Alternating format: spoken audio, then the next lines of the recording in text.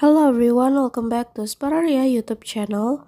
Alright guys, so yeah, in this video I would like to share you a tutorial on how to turn off floating keyboard on Poco M7 Pro.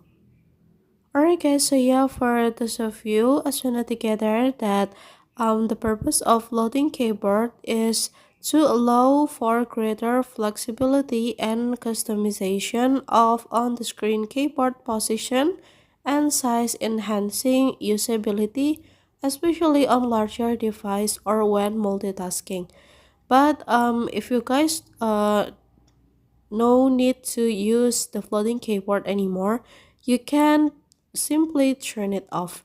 And how to do that is very easy, and I will give you 2 tips on how to turn off the floating keyboard. Alright, first thing first, as you can see, there's a line over here. Now you can pull it down until the tips touch the base and the keyboard will return to be normal.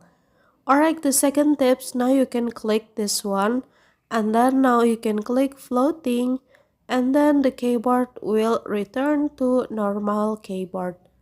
Alright guys, it is easy, right? And then here's the tutorial. Thank you so much for watching. See you guys on the next video.